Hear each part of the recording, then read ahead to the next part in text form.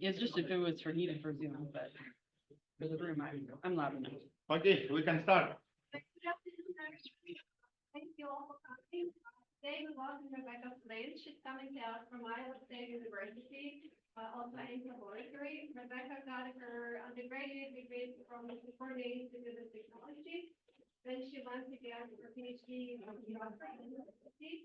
And afterwards, she did her postdoctoral study at UAT. And in 2013, she came to Ames Lab. And we overlapped one year in Ames Lab when I was graduate student. And Rebecca, since then, she advanced to associate professor, and I believe Robert professor will be with them soon. Yeah, that's the tell me I need to. She received the UE early career and not career funding. And her research is in theoretical condensed matter physics, very theoretical condensed matter physics to me. It's not just one area of research, but many different areas of research. And today she will be telling us about a two-channel quantum physics, one-channel quantum physics. And I think you will tell us the difference between the two, right? Oh, for sure. Yeah. I will assume that you don't know one channel kind of physics. Okay, so Yeah. please do tell us. Okay, great. Thank you very much. And I should, thank you for inviting me. I very much enjoyed my visit so far. And please interrupt if you have questions. It's always a challenge to get these things to the right level. I try to make it accessible to graduate students. And it means there will not be that many equations. So if you're looking for equations, you may be dissatisfied. So you can ask me questions afterwards. So it's going to be at a fairly high level, but if you have any more questions, definitely ask. I'm going to tell you about some work.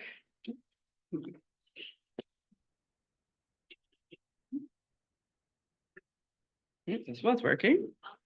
This might be frozen. Now it's working. Okay. So I'm going to tell you about some work that was done under my early career. And I'm interested in basically weird physics that you can realize. Weird physics. Oh, weird is good. I'm not serious. Weird is very interesting. Weird means we don't understand it. And how you can realize it in real material.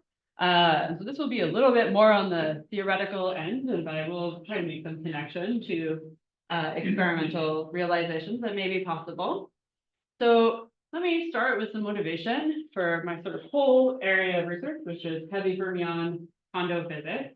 And this is the idea that most interesting materials that we look at in condensed matter are correlated materials where kinetic energy is basically on the same scale of our interaction energy. So we cannot solve anything perturbatively.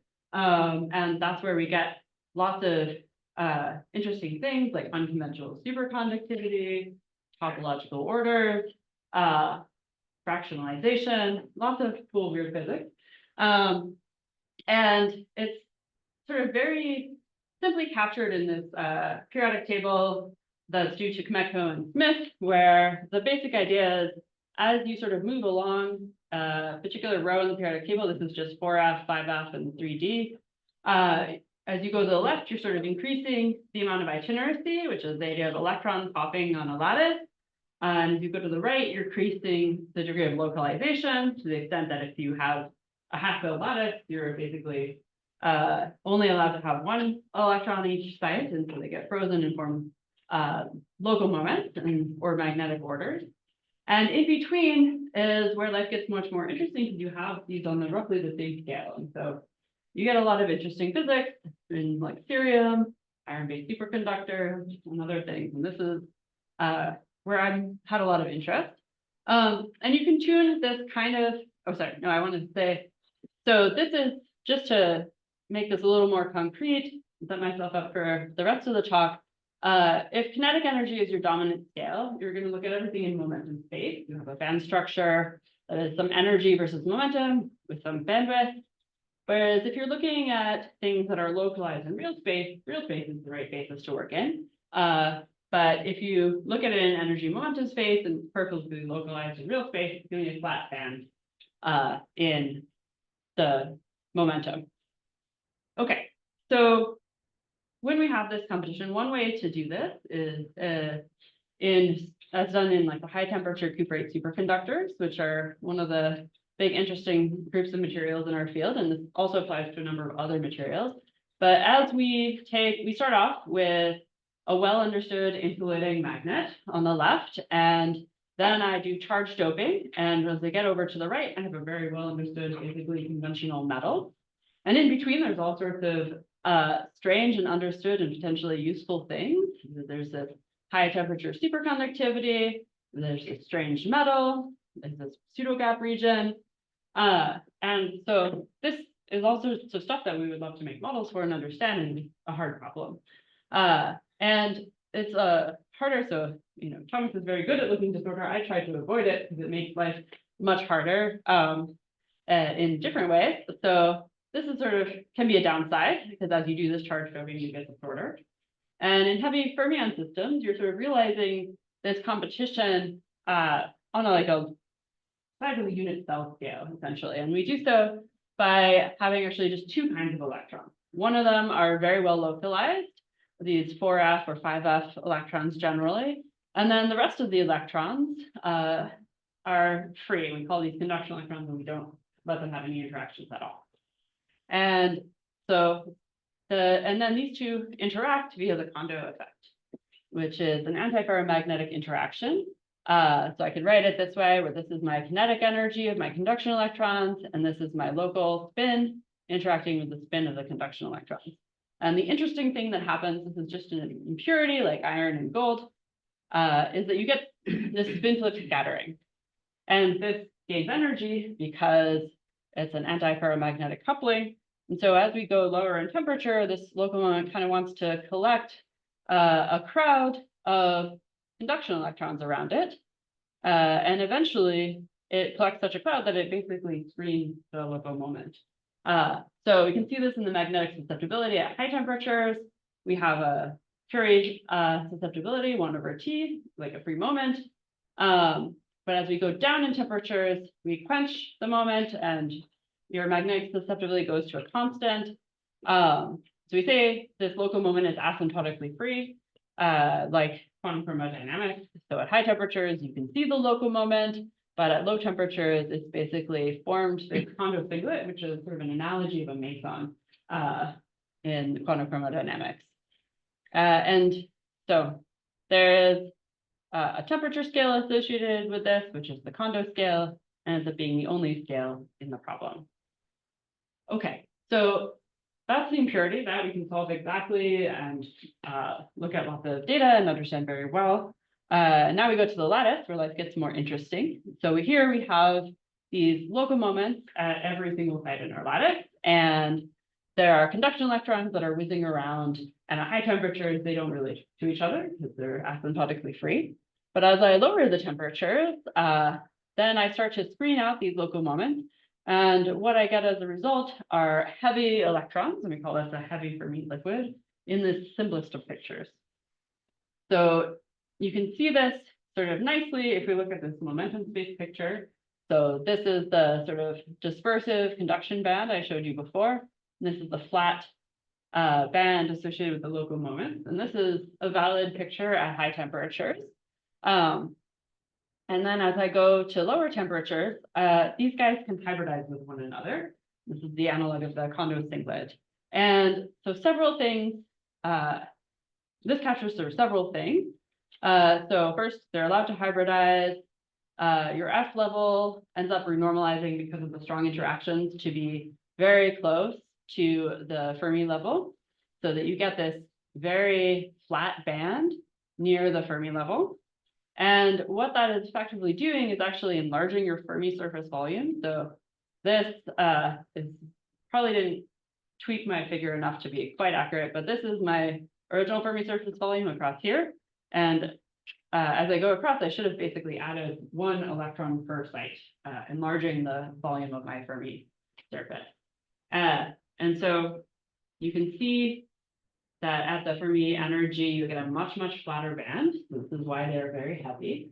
And you open up a hybridization gap, which is, you open up a hybridization gap if your chemical potential sits in there, you actually get a correlated insulator called a Kondo insulator, where all of your insulating behavior is due to these correlations. Okay, so this is one thing that can happen, but actually we have a competition between this heavy Fermi liquid formation that I was telling you about and magnetic order.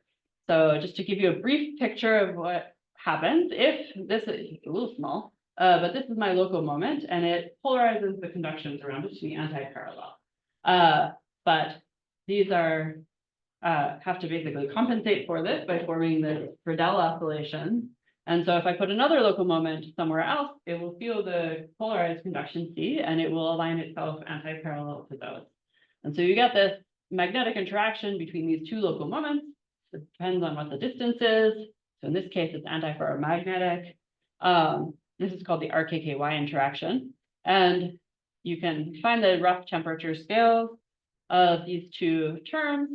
And as you tune this ratio of the Kondo coupling to the conduction electron bandwidth, you can tune yourself between an antiferromagnet, which again is very well understood, and this heavy Fermi liquid, which is relatively well understood. And then in between, life is interesting and weird.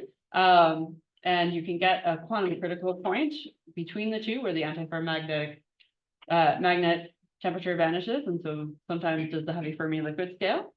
And this is often screened by unconventional superconductivity. And I don't really want to talk about it too much, but you can also make this phase diagram more complicated if you allow your local moments to sit on a frustrated lattice. So if you have local moments on a sufficiently frustrated lattice and no conduction electrons, you can get spin liquids. So you can get this general, more complicated phase diagram with lots of different phases and types of quantum criticality. So there's a lot of things you can study here. There's lots of rich physics. This is conventional single channel Kondo physics. And so my sort of motivations here, look how much stuff there is in just one channel. Two channel, you actually get a whole lot of other options as well. So that's why I think it's particularly interesting and it's much less well studied, in part because there's less experimental realizations, but I think that will change. All right, so let me talk about where you get these two channels from. And to do that, you need to actually understand where we get the local moments from. And these, in F electron materials, we have very strong spin orbit coupling. So we get a total J for our total angular momentum. And while in free space, we have a degeneracy of 2J plus 1. And in a real, sorry, no, not there yet. Okay, so the main point is if your J can be either half integer or integer. So if you have an odd number of F electrons, like in cerium, you can have a half integer J, which is 5/2. If you have an even number of F electrons, like in praseodymium that has 2 F electrons, you can have an integer J. And these behave very differently under time reversal symmetry, right? So if you recall, half integer J's, these are represented by spinors. When I do one operation of time reversal, I take my state to an orthogonal state, and then I do a second operation of time reversal, and that takes me to my original quantum state, but I picked up a minus sign. So double time reversal gives me a minus sign for fermions and half integer spins, while bosons and integer spins behave like you would expect with your local moments, your spins picking up a minus sign, and then under single time reversal, and they're just coming back to themselves exactly under double time reversal. But turns out that this physics, there are several consequences that are interesting. So the first is for this, what I call the conventional Kondo, which is when I have a half integer J. And in this case, Cramer's theorem guarantees that I have at least double degeneracies. If I do one time reversal, I get to an orthogonal state, and that must have the same energy. So I'm guaranteed always to have doublets, which behave like spin 1/2, unless they're local moments. But integer J ions like praseodymium don't have any such guarantee. So here, if I have enough crystal symmetry, I can get lucky and have what we call a non-Cramer's doublet, so it's not protected by time reversal. If I have low enough crystal symmetry, I don't have any doublets and I just have singlets, and I go to low enough temperatures and life is boring. Yeah, so by high crystal symmetry, do you mean cubic or the triangle specified here? Which Yeah. you get the cutoff in the case? Yeah, so Is there such a thing? There is. So cubic is good, tetragonal is fine, hexagonal is fine, trigonal is still okay, and anything else is too low. Unless you do something weird, maybe, that's not a conventional symmetry. Yeah, and I'll show you some examples soon, because they look a little different. Okay. Orthorhombic is not. No non-primary doublet is an orthorhombic symmetry. Yeah. Now, if they're small enough splitting, they're an effective doublet, so you still can get this physics. Okay, so this is a picture of what happens when we're splitting this degeneracy in some crystal symmetry. This is for tetragonal symmetry. For cerium, it's J equals 5/2, and you get 3 doublets. For praseodymium, it's J equals 4, and you get 2 non-primers doublets and 5 singlets. So it's a little harder to find these doublets in non-primers materials, but it is still possible, and there are a number of examples. And they can be magnetic or non-magnetic. So if I have cubic symmetry, this is the only case I have a non-magnetic example. And this is called a quadrupolar doublet. And what happens is, if these are the 2 states in my doublet written in terms of the JZ quantum numbers, and you can see they're clearly not related by time reversal. But what happens is you can look at their shape of the electron wave function. So these are the 2 electron densities, essentially. And they look different, right? One is, it's a little hard to tell, but this one's a little squashed and the other one's a little elongated. And because of cubic symmetry, those have degenerate energies. But they don't have any expectation of any dipolar elements, JZ, JX, or JY. They do have expectations of these JZ squared or JX squared minus JY squared. And that's why those are quadrupolar moments. That's why we call this a quadrupolar doublet. There's also a octupolar term that's usually not super relevant, but is there. Okay, so this is the non-chromous doublet you can get in cubic symmetry, and it's still a doublet, right? You can also get these in tetragonal symmetry or trigonal or hexagonal, and they'll all be somewhat similar. This is particularly for tetragonal symmetry, but you can see these are clearly related by time reversal, but their expectations of the magnetic dipole moment in the plane are 0. So there's no in-plane magnetism, but you do get out-of-plane magnetism. So this is a great way to get Ising doublets. And in the plane, they have quadrupolar moments potentially. So you can get, if you don't do interesting Kondo physics, but instead just order like a magnet, this one forms quadrupolar orders. And this one can form either Ising magnetic order or quadrupolar orders, depending on what's favoring what. Okay, so, but what I'm interested in is how we get Kondo physics in these systems. So I didn't tell you how we got Kondo physics at all. So this is generally the picture. I have this doublet. As a theorist, anytime I have a doublet, it is a spin 1/2 doublet, and I can treat it like spin 1/2 in my theories, and it should have all the same basic physics, but I have to actually think of what the right interactions and everything are. But these are the 2 levels. I'm going to try to label them always by alpha. And then I have virtual valence fluctuations of these, where I can have essentially one of these 2 electrons hops off into the conduction sea and leaves a state that has only 1 f electron. And we know that that is a Kramers doublet because it's guaranteed by time reversal symmetry. So it has a shape that's only 1 shape, but it has 2 spins, right? So like plus or minus 5/2, plus or minus 5/2. And I'm going to call that sigma. And the way I get between these is actually a whole quartet of conduction electrons, which have 2 possible shapes and 2 possible spins, essentially. Okay, now let me tell you the difference between this. I've shown you the unusual one, where I go from 4f2 to 4f1. If I have cerium, that's 4f1, and it has virtual valence fluctuations to 4f0, and that is a singlet. There is nothing particularly interesting. The conduction electrons that screen this one, if I have valence fluctuations out of this, will just look like this, and they will be a doublet. And that gives me conventional Kondo physics. So it's the extra level up here, the fact that I have a doublet in my excited state that gives rise to all of this unusual Kondo physics. So what happens here is now I can write a Kondo interaction. Oh, sorry, I do want to say these are two conduction electron channels.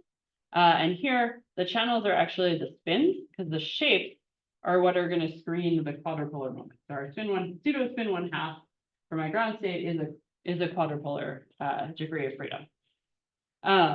So now here's my Hamiltonian, and I have the same conduction electron kinetic energy and a Kondo coupling, but now it's the impurity quadrupolar moment that's being screened by the conduction electron quadrupolar moment. I'm using tau for it now.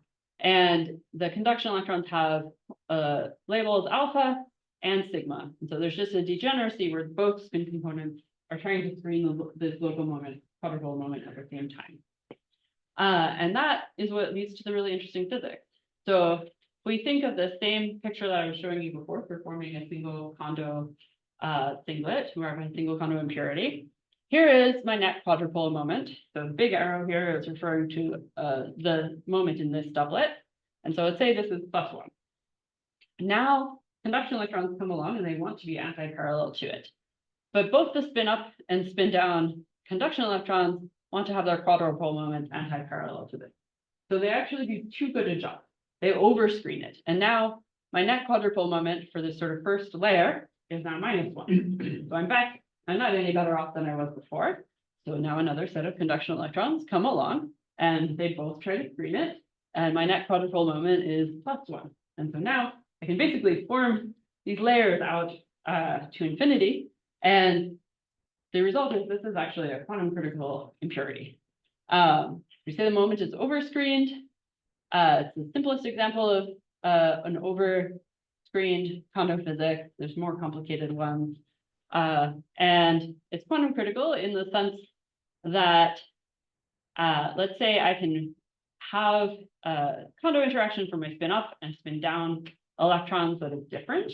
If one is larger than the other, then I will just use that type of conduction electrons and forget about the other kind, right? So I can either quench my moment with down spins or with up spins. But right when they're equal, that's where I have this quantum critical point. It has a bunch of unique power law behaviors. And most interestingly, it has a 0-point entropy of 1/2 log 2.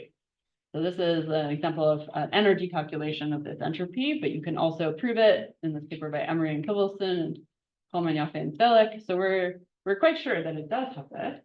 And this is the equivalent to the entropy of 1 Majorana fermion. Now, I don't know how much people know about Majorana fermions, so I'm going to refresh it. So Majorana fermions are real fermions. They are their own antiparticles. And if I start off with a single complex fermion, which is the kind you're used to, I can construct 2 Majorana fermions. Actually, I have to invert this to get 2 Majorana fermions out of it. And then they have these anti-commutation relations in square root of 1. So Majoranas are an area of a lot of recent interest because they're potentially useful for topological quantum computation because they are not actually fermions when I have like localized Majorana fermions. So I'm imagining I have 2 different 2-channel Kondo impurities. I have a Majorana on this one and I have a Majorana on this one. And so if I exchange the 2, they don't have fermionic exchange statistics. They actually have a non-abelian Ising exchange statistics, which is what is captured by this equation here. And so this is why people are trying to realize Majorana fermions in a lot of different condensed matter systems, usually involving superconducting wires and the like. So this is another possibility of realizing it. And happy to answer any questions. But yeah, so this is why I think this is particularly interesting. Now, okay, so out of time, so I sort of don't have a slide for the experimental examples, but I do want to say something. We have several cases of materials where we can see that we have something like 2-channel Kondo impurities. So like uranium doped thorium, beryllium-13, and uranium doped thorium, ruthenium-2, silicon-2. There's several. I have a hidden slide if you're interested. You can ask me later. So So they all show a lot of the power laws you expect. You wanna, Yeah, what measurements would you do in order to see that quantum critical point, or is it not also? so yeah, so there's many different power laws. So the resistivity that you expect from this is the square root of T behavior. Your specific heat, or specific heat divided by temperature should be logarithmically divergent, as should your quadrupolar susceptibility. It's like, well, I mean, yeah, so many different quantum critical points have different power law behaviors that you expect, and a lot of them have the log T specific heat, so you're used to that. So like the square root T resistivity, is a little less.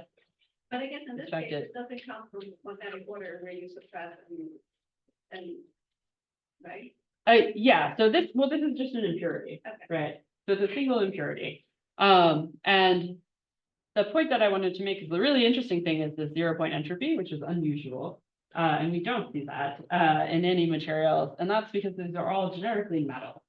And if I have a Meyer and a fermion here, and I have a Meyer and a fermion here, and I have a metal, they can talk to each other. And then I don't have a Meyer and a fermion anymore because they formed complex fermions. So I don't have that entropy sort of left over. So, and I will, by the end of the talk, I guess I propose a way that one can actually realize Majorana fermions where you might be able to actually keep them and do something useful with them, like braid them. Okay, other questions? So what I want to talk about first is what happens now when I go to the lattice. So if my impurity has a 0-point entropy, this is allowed for an impurity. I can have a little bit of entropy at 0 temperature, but once I go to a lattice, I cannot have an extensive amount of 0-point entropy. So something interesting must happen. And I will tell you about some of the possibilities, but I do want to take a little interlude to talk about potential experimental relevance. So these are materials where I have 4F2 virtually fluctuating to something like 4F1 or 4F3. And so the original proposal was in uranium, ruthenium-2, silicon-2, as back in 2013 with Piers and Pramy, where it's proposed to explain this hidden order. We gave it the name hastatic order. Hastatic comes from Latin for sphere. You'll see there's a direction associated with it. And it also happens to have the same abbreviation as the hidden order for uranium, ruthenium-2, silicon-2. There's also much more clear materials that are called praseodymium-1,2,20 materials. You probably can't read the actual compounds here, but there's praseodymium titanium-2, aluminum-20, and praseodymium iridium-2, zinc-20 are the two tiny phase diagrams I'm showing. And these, looking at the power laws at high temperatures, it seems pretty clear that they are two-channel Kondo physics. And what they do at ambient conditions is have quadrupolar order. These are cubic materials. They have that quadrupolar doublet that I was telling you about. But when you push them with pressure or field, there's some indications that you might have some unusual Fermi liquid or non-Fermi liquid behavior that might be associated with the two-channel Kondo physics. And finally, there's an old material, thulium selenide, that looks like it develops a Kondo insulating gap at low temperatures where also orders magnetically.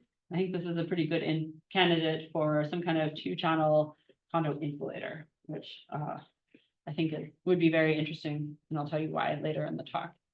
Okay, so these are material examples, but nowadays there's a lot of different ways to get Kondo physics. There's been a lot of discussion about how to engineer Kondo physics. So no one has yet figured out how to do it for two channels. Yeah. Sorry, I don't want to interrupt your train of thought. Please. But, do you want to go why back? is it allowable for the impurity to have 0-point entropy? It's just one impurity, basically. If it's not talking to if you have a single spin and it can't talk to anything else, there's nothing else in the universe that talks to this spin. There's nothing that's going to split this degeneracy. So you have that entropy at low temperatures. Thank you. Yeah. In real life, probably something always comes in and splits this entropy. And in a lattice, there's many more options. Yeah, other questions, please feel free to interrupt me. I can get my train of thought back quite easily.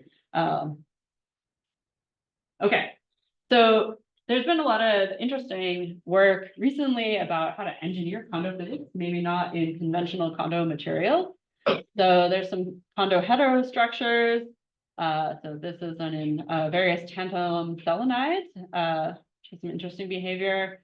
This one, actually, I should have updated the reference. It's now published, but there's a tungsten selenide, molybdenum ditelluride, bilayer, or that they can tune one of them to look like a insulator and one of them to look like a metal, and couple them together and see various interesting Kondo physics.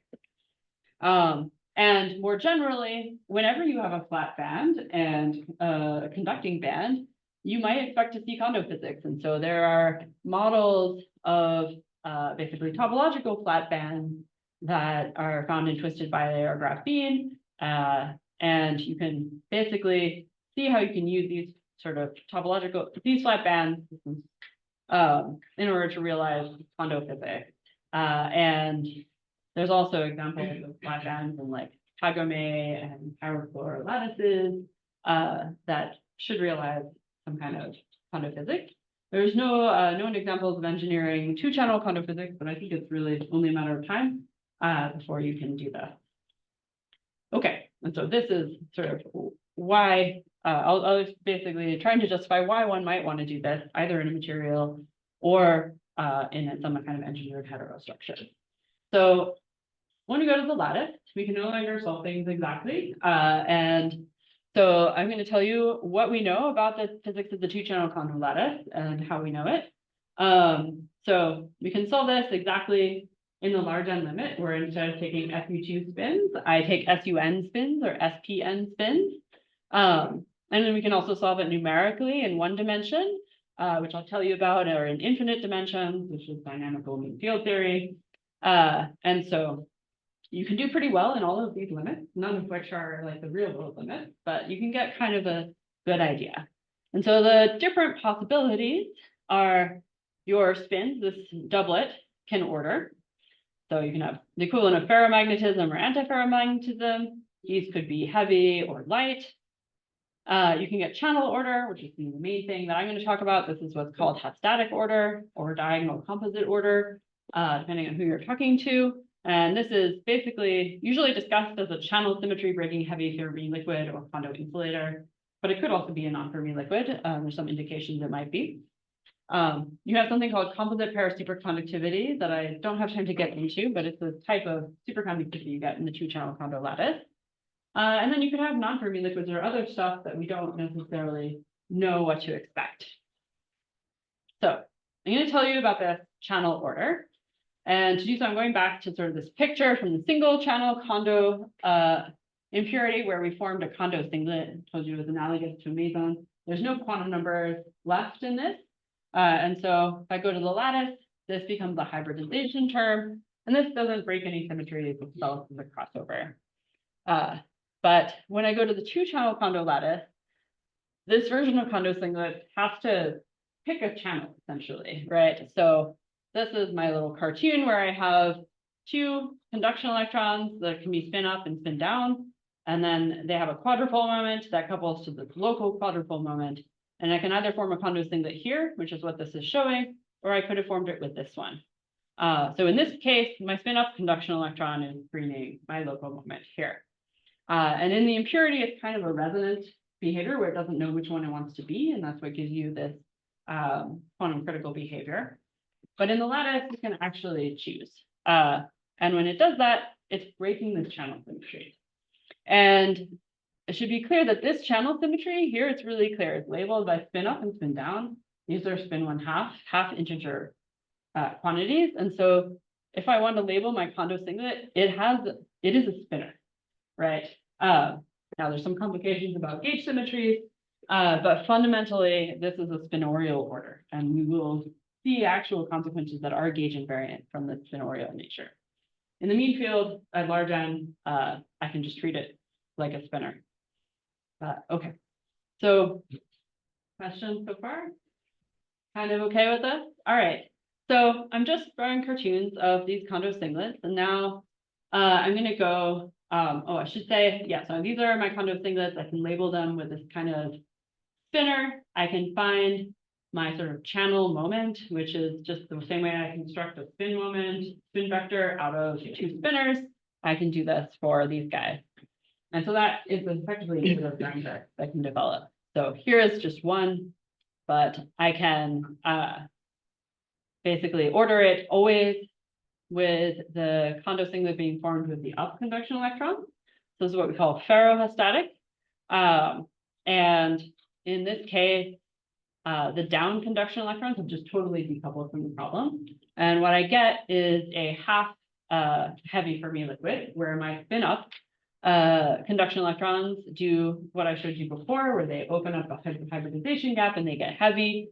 And my spin down conduction electrons just do the same thing they were doing before. And the symmetry breaking in this is just like a ferromagnet. It's just a channel symmetry breaking. It has all the same universality classes and the like. The moments would be small, but it's really not that different. Now, the more interesting possibility is when I stagger this order. So here, I'm on this A sublattice, I'm forming a Kondo singlet with spin up. On this B sublattice, I'm forming my Kondo singlet with spin down, and then I'm alternating. And I put a star because it's not actually this simple, and that's, but yeah, what it generally does, it will give you a fully hybridized Fermi, heavy Fermi liquid, and we will have a staggered broken channel symmetry that is just like an antiferromagnet. Okay, so why is it more complicated? Well, these are spinners. And when I time reverse a spinner, I don't get back my same state. I get something that's orthogonal to it. When I double time reverse a spinner, I pick up a minus sign. And it takes me 4 time reversal operations to get back to my same state. So if I want to construct an antiferromagnet by saying I take one Kondo singlet and then I take its time reversed Kondo singlet here, if they were spin, I could just do that. I have 2 sublattices. But these are spinners, and so I actually have 4 sublattices if I do that. And so I can do this. It's really hard to see. But effectively, this is a spinner here with the up electrons with a plus sign. This is the down electrons with a plus sign. The up electrons with a minus sign, and the down electrons with a minus sign. And then I repeat. And so in one dimension, this is like a 4 sublattice version, and it breaks inversion symmetry. It breaks an additional symmetry because of just the signs of these things, which seems really weird and like it should not be physical. I will show you that it shows up in DMRG, where I do not have to worry about, I do not have these spinners directly. But another possibility is I just say, well, I'm going to do my spin up here and then my spin down here, and I'm not going to have any sign. And just make a 2 sublattice order, and this actually breaks time reversal in some subtle, and you get some small uniform moments that come from this. So this additional broken symmetry is a consequence of the spinorial nature. It looks like this. It requires these F electron correlations developing that I didn't talk about, and more subtle in other interesting ways that theorists are interested in. But I will skip. We'll not give those details right now, but basically it gives an additional broken symmetry. And in mean field theory, everything turns on at the same time in my large N limit, but in real life, that's not necessarily the case. So I can do various things for my spinner, and these, if you're worried about gauge invariance, these are all gauge invariant quantities. So I can form just an amplitude of this Kondo singlet. So it hasn't ordered if it's spin up or spin down, but it has some amplitude that is non-zero. That can develop at high temperatures as a crossover. I'll get some hybridization gaps, but they won't break any symmetries. Then I can develop the direction, basically who am I forming a Kondo singlet with, my spin up or my spin down. And this is called a composite order parameter. It behaves just like a little magnetic order. And then finally, I have this additional weird term that is a kind of intersite interference term, which is the signature of the spinorial order. And so in principle, this is like a Landau theory picture. I can have a transition for where I develop this composite order, a transition for where I develop the spin order, and they don't have to be the same. Okay, so we'll come back to that. Now I want to tell you where you find it. So in the large end limit, we looked in 2 dimensions where I put a Heisenberg coupling to approximate magnetic order. And I find all of these. That's sort of the point of this is you shouldn't necessarily believe that this is real, but in this large end limit, I see not only ferrostatic, but also both 4 sublattice and 2 sublattice. In 2 dimensions, there's 2 types of 4 sublattice orders. And that's just the ones we looked for. There may also be stripy things, and anything you can get at magnetism, you can also get here. So this is just suggestive. Now let's turn to numerics, which is more than suggestive, and we'll start with the infinite dimension. So these are papers by Hoshino, and these should be exacted infinite dimension. So it's dynamical mean field theory. This is as I tune the temperature and the conduction electron filling, I find basically all of the possibilities that I was telling you several slides ago. So I find antiferromagnetism near half filling. I find ferromagnetism for low filling. I find a staggered composite pair superconductivity here that I didn't tell you about, but it's there in infinite dimensions. I find this antiferro has static order near quarter filling, where it should be a Kondo insulator at exactly quarter filling. And then this guy here at half filling is a metastable ferrostatic. So it actually goes antiferromagnetic, but you can look and see that it was close to going ferrostatic. So Rebecca, what's the model they're actually simulating? This is just a Kondo lattice model, I think on the beta lattice. So just Kondo interaction, the 2 of them, 2 channels. Yeah. Okay, other questions? So it's tight binding and then further coupling? I believe so, yeah. Haven't looked at the paper in that detail for a while, but yeah, pretty simple model. Okay, now in 1 dimension, we can often solve things exactly. So this is results from a study back from 2005, which was before all of our proposals with a static order. And DMRG has improved a lot, so I will show you our results soon, but I want to show you this paper. So this is the ground state. This is the conduction electron filling, half filling, quarter filling. This is the ratio of the Kondo coupling and the conduction electron hopping. And what they see is, you see what you looked for. So they found ferromagnetism. They found antiferromagnetism here, weirdly not here. They found this staggered channel order, which is antiferrostatic order, at quarter filling, where it's the Kondo insulator, and then everywhere else, they didn't know. They didn't see anything particular. Okay, so coming back to this later, we can ask, well, now that we know to look for a static order, is it anywhere else except for quarter filling? Can we see from DMRG which phases are heavy, right? We know that the Fermi surface should change size when I add the conduction electrons to it. So it should go from a small Fermi surface to a large Fermi surface. And this is something you can look at in DMRG. And can we see any indications of the spinorial order that I was proposing? So we did DMRG using iTensor. There's details if you care about it. And I say we, I should really mean my student, Milan Kornialcha, did all of this. We looked at the ground state and correlation functions in real space and Fourier space. And this is the phase diagram we saw. It looks just like the other one, but it's a lot more complete. And because we looked for the static order, we found it in many more places than I was expecting to find it, honestly, because it's basically everywhere at strong coupling. So for sufficiently strong coupling, I have some type of static order. Down for weak coupling here, I have antiferromagnetic order. Okay, so how do we see this? So we can look at these composite order parameters. Here I'm writing it in terms of the actual spin and conduction electron degrees of freedom that we have access. This is just modeling a 2-channel Kondo lattice with spins and 2 channels. And so I can look at the correlations of this composite order parameter. And this is 7/16 filling for fairly strong J. It oscillates like this. And it has basically this oscillation on top of a 1/x power law behavior. Now in 1 dimension, you don't actually order, right? You have Luttinger liquids. If you're looking at the metallic behavior and all of your power laws you expect to be algebraic power laws.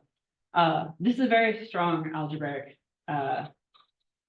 behavior. 1 over x is basically the strongest power law behavior that you get in the system. So this is basically the same thing as ordering. So X is your lattice size. X is my lattice size. Yeah. So as I go, I look for some x sufficiently far from the edge and see how it. And what's your I that you plug in here? The I. This one up here? function, yes. Yeah. So I'm looking. I pick an initial site, and it actually doesn't really matter where it is as long as you're like 5 away from the end. And then I look at x from that site. Okay. So it should be 1 exactly on the site, which is not shown here, and then it oscillates. Yeah. So, okay, it oscillates, that means it's like a density wave. We can Fourier transform this. So these are the Fourier transforms for different filling, and pull out the Q vector where this peaks. And it has a nice simple relation to the conduction electron filling, so it smoothly varies. I should say this behavior is in this red region, where it's just a half-static density wave. And then I can look at whether I can ask the question, are the metallic states heavy or not? And they are heavy. So I'm not showing the details here, but I have a hidden slide. If I calculate the static mean field expectation for the Fermi surface and for what I see in the non-elasticities in the conduction electron momentum distribution function, which is what we can actually measure in DMFT or DMRG, sorry, you get a behavior always at pi by 2, which is a heavy wave vector. And then there's 2 other really hard ones to see, one here on the green and one here on the black, that also match exactly with what you expect. And we're not missing anything. So we see that the spins are fully screened. They're participating in this heavy Tomonaga-Lettinger liquid, and they match what we see from these bolts here. So I think that's pretty exciting. So this other phase over here is a little bit more complicated, because what happens is basically there's not enough conduction electrons to screen all of the spins. And so basically each conduction electron will screen a spin, and then the remaining spins will just order ferromagnetically. And the spins that are screened, though, will form an algebraic static density wave order with these 1 over x power law behaviors. And I can Fourier transform to find the Q vector, and it smoothly goes from 0 up to pi. This one goes from pi to 2 pi, or pi back to 0 maybe. Same thing. And if I look at the Fermi surface, I see that it's basically twice what I expect for the light Fermi liquid, which would have NC conduction electrons in it. And so I see 2 NC conduction electrons in here, just showing that those spins that are screened are now part of this heavy Tomonaga-Lettinger. So why it is sufficient to look only on this first of the correlation function to classify your phase, so you don't need to look to hierarchy? There's no order in hierarchical correlation functions to body. I don't know. I didn't look. I guess, normally one looks at these two particle correlation functions. We looked at a lot of others. We looked at charge and spin gaps. We looked at Friedel oscillations, but those are all kind of 2 particle. So I didn't look. I don't necessarily expect anything. And I will tell you, when we look for spinorial order, that would be a little more complicated. But, yeah. Okay. Yeah. What happens beyond half filling? It repeats. It's got particle hole symmetry. So looking up to half filling is enough. You just flip it over. And I should call it, this is quarter filling. That's the Kondo insulator. Okay. So just by contrast, this antiferromagnetic region doesn't have any static correlations, no composite pair correlations, does have spin correlations. And if we look at the conduction electron and as a function of Q, we find that it's got a small Fermi surface with no spin incorporated in it. So it's nice to see the contrast, essentially, that makes you more confident in your heavy data. Okay. And then now I want to tell you about this additional order parameter. And it's kind of ugly when you write it in terms of the spins. So it's like a triple product of a spin on one site, a spin on another site, and a conduction electron hopping with a spin in quadrupolar component. But you take this order parameter, you look at its correlations, it also has algebraic order. And if you're not in the Kondo insulator, it has the same 1/x algebraic order, but with 10 to the minus third the magnitude. But so much smaller magnitude, you can Fourier transform it and find peaks at different Qs, which are the same Q for the regular Hastatic order. Except in the case of the Kondo insulator, where you get this as uniform and it's not 1/x, it's subleading, you get 1/x to 2.7, it's roughly the power law that we found. But it's here. And that's really cool, not just because this is the signature of spinorial order. You wouldn't get this if you weren't, like this is an order parameter that we predicted. And you find it, I think, very cool. Oops. What do I want to say? Oh, I guess I deleted the thing. It's also a signature that you're seeing correlations between your local moments at different sites. So RKKY physics. But not, anyway, it's beyond mean field theory. Okay, so these are the conclusions for this part, and it's almost 5, so after pass, I will not get to my next part, sorry. So anyway, algebraic Hastatic order is ubiquitous at strong coupling, which I thought was very surprising. And they're heavy, and you can show that really nicely. It's actually much nicer to look at the 2-channel Kondo lattice than to look at the 1-channel Kondo lattice, which I thought was very surprising. I think it helps that it has an order parameter. Okay, we didn't find the composite pair of superconductivity in 1 dimension. There's some residual interactions, so maybe some residual criticality, and we found this spinorial order through this additional order parameter. So we're really interested in higher dimensions because that's where most things, materials of interest lie. So this is pulling back up the infinite dimension phase diagram. And this region here is there both in 1 dimension and in infinite dimension. And so I really think it's got to be there in all dimensions. If you're right at quarter filling, I think you have to, I mean, it depends, you have to have sufficiently strong Kondo coupling, but then you should have this 2-channel Kondo insulator. And could be that you get non-Fermi liquids. I'm working with one of my collaborators to look at 2 dimensions. It's hard to do in DMRG, but he's got some different types of neural net variational wave functions that are showing some indications of Hastatic correlations at quarter filling, but it's still very much work in progress. This work was published in PRL about a year ago. It was done by my student, and since I'm wrapping up, I will go through to my conclusions, my proper conclusions and my acknowledgements. But first I'll give you one little teaser. So I started off by telling you about these Majorana fermions. There's a reason why I told you about them. And that's because, okay, we would love Majorana fermions. But the problem is they talk to each other because they're in a metallic state, and I don't have any more Majorana fermions. It's also very not useful for quantum computation, topological quantum computation, to have one Majorana here at this particular uranium atom and one Majorana here at this other uranium atom. If I want to braid them around each other, I cannot do that adiabatically. It's going to make a whole mess with my sample.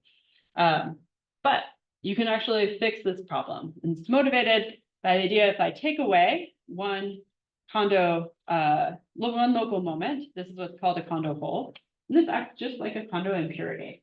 And so this is a picture of the density of states for a Kondo insulator, where I see this gap, and then I have a Kondo resonance that's due to this absence of a moment here. So the teaser is, okay, this is known in the single channel Kondo lattice. What about in the 2-channel Kondo lattice? Can I have defects that behave like 2-channel Kondo impurities? And the fact that we have order means that we don't just have, I remove a single moment, I can have topological defects that are associated with this 2-channel, this channel order.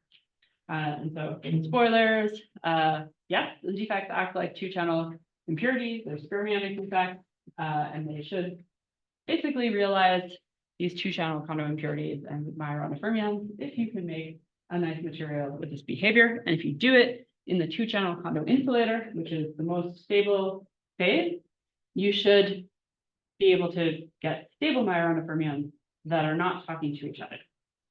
Okay, there's a lot of ifs in that. Now I will just go through, move to my conclusions and take your questions. So You said it's getting me on you. yes.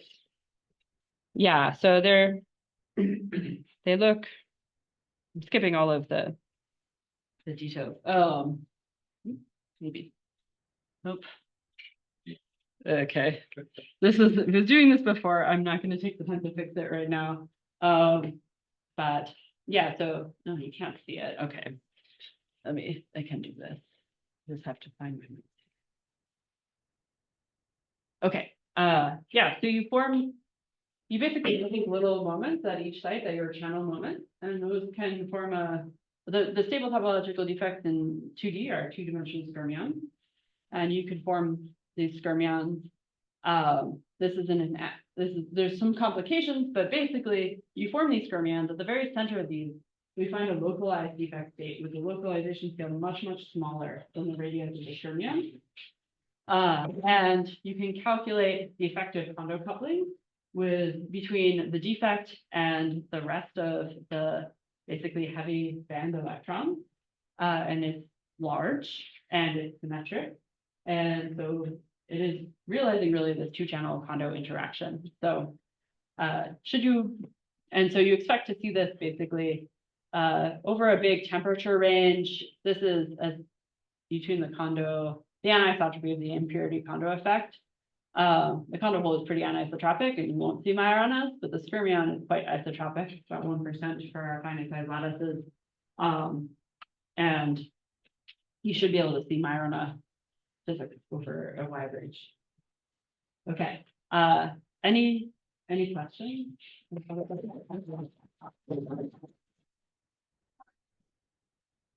Thank you very much for the presentation, sir. So let's start with questions from the students. If there are any still. I was wondering if it's possible for each channel from the Yeah. Yes, you can do 3-channel, you can do 4-channel. They're basically, so they can exist in principle, they're just not nice realizations of them in a material where this channel symmetry is protected. So in these non-Kramers doublets, we're really protecting the 2-channel Kondo physics. There are quantum dots where you can realize 2-channel, 3-channel, and 4-channel impurities, and they see this from like the conductivity scaling. They don't have Majoranas in those either, but they can actually look at these. So you can get more channels. There's not really a whole lot more interesting physics that you get out of it. Like they're weird, they have different scaling behaviors, but nothing as new as going from 1 channel to 2 channel. Okay, other questions, please? For the experimental realization of the Majorana, so that Kondo defect in 2D, does that have to be a true 2D lattice, or can it be on like a 2D heterostructure, or? So yeah, thank you for the opportunity to go back to my picture. So this is, so you need it to be a defect. I think if it's relatively 2-dimensional, it's probably, I don't think it has to be like really a thin film, but what you're going to imagine doing is you have to make a skyrmion, and it's not the low energy configuration, but we have magnetic skyrmions.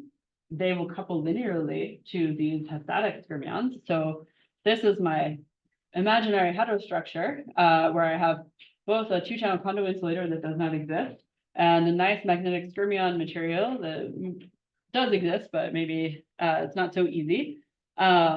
And I freeze in, basically, as I cool down, I freeze in the magnetic skyrmion and freeze in, therefore, the static 2-channel Kondo skyrmion. And then I can actually move it around by moving the magnetic skyrmion which is again, much easier to say as a theorist, compared to how easy it is to do, as an experimentalist. But this is the sort of picture. Next question, please. Yeah, you said something that I was fascinated by, that you can treat, I guess it's your spins, numerically if they're in one or infinite dimensions. So I'm Yeah. curious about the spins in infinite dimension. How Okay. does that help you? Yeah, so if you do infinite dimensions, you're basically have no more momentum space. So everything is you have a self energy that is momentum independent, and so then you can sort of solve an impurity problem with this technique called dynamical mean field theory, where your self energy is kind of your mean field. So it's a frequency dependent, and the frequency dependence is interesting. But you don't have any momentum dependence. People do many, many more things. You can put parts of the momentum dependence back in. So it's highly used in dynamical mean field theory, not just in infinite dimensions, but also in finite dimensions. But this particular thing that I was telling you about was done, I believe, on a beta lattice, which is an infinite dimensional lattice. So, yeah. Next person. So some of these phases that you talked about, they had two sublattice, 4x4 structures and things like this. Yeah. Are the moments big enough to see this in, let's say, neutron scattering or something like this? Yeah. So, theoretically, so, I mean, really what you'll see is the broken symmetry, right? I think you won't see like the spinor order them directly, but you should be able to see like it breaks inversion symmetry, or I don't know how exactly you would probe this extra order parameter. That's very complicated, but maybe possible. I don't know. I should talk to my neutron scattering friends and see if there's any way. Yeah. So I think it's probably easier to measure the broken symmetry, but it's also very challenging because one, we don't even have any two-channel Kondo materials that are very clear. And there's really only one that's possible for this two-channel Kondo insulator, which is the thulium selenide, which nobody wants to grow anymore. Which one? Thulium selenide. Yeah, we can talk. I tried to tell Nick Butch on growing it again. He's like, I tried once, I don't want to do it again. And Paul just ignores me now.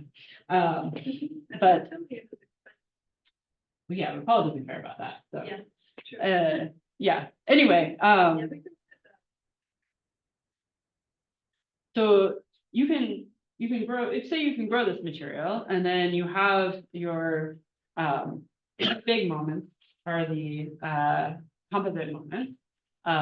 So in our original proposal for uranium ruthenium-2 silicon-2, these were like quite small. They were on the order of like 10 to the -3 Bohr magnetons. If you have a lot of mixed valence, they get pretty big, and you actually do see them in thulium selenide, or you do if you're me and you're interpreting the neutron data as those are the composite moments. But this other order parameter is typically quite several orders of magnitude smaller. So if you're in uranium ruthenium-2 silicon-2, I don't think it even orders at any finite temperature, at like any temperature that you're doing anything. And thulium selenide, that I'm not sure, could be at higher temperature scales, but I don't know. It depends on the ratio of the sort of RKKY coupling and the Kondo coupling as well.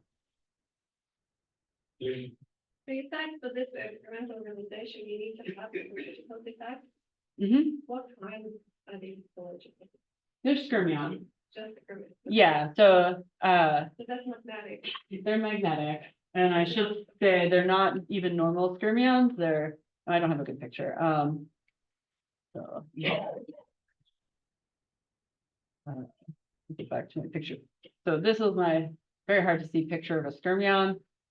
This is on only one sublattice, right? So you need multiple. You need to do this in an anti-ferro version. So you need to basically an anti-ferromagnetic skyrmion, which also exists. But that's basically you need an anti-ferromagnetic skyrmion. and then you would need to freeze it into the category. Okay, maybe the last question, if there is any. Yes, please. I saw you have, in the very beginning, Kondo insulator has, flat back. And, this is also, in, magic angle graphene, there is also flat back. So Yeah. Do you find any similar properties between this? Right, so let me just maybe correct a little bit. The Kondo, so there's a flat band at high temperatures and then it hybridizes. And in the Kondo insulator, you're left with the insulating gap. This is, I assume, going to do the same problem again, but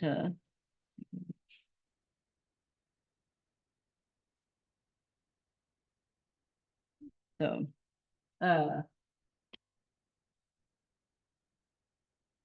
great, so good. Basically the Kondo insulator, your Fermi level is in this gap. None of these bands are flat anymore. And we have lots of Kondo insulators. They tend to all be topological, which is a bit surprising, but they're sort of conventional topological, they're topological insulators, where the insulating nature is coming from the Kondo gap. So there's not a flat band here, but absolutely, whenever you have a flat band and a dispersive band when they hybridize, you can think of that with some kind of effective Kondo model. Depends how strong your interactions are, whether that's a really good idea. So there is a heavy fermion model of twisted bilayer graphene. I did show it very briefly. May or may not be able to get back to it quickly. So, but it's pretty small, so maybe not very helpful.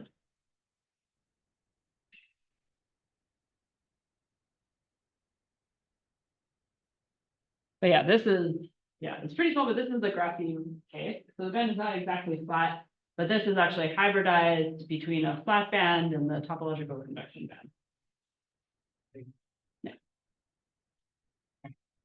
Okay, due to the interest of time, let's thank our speakers.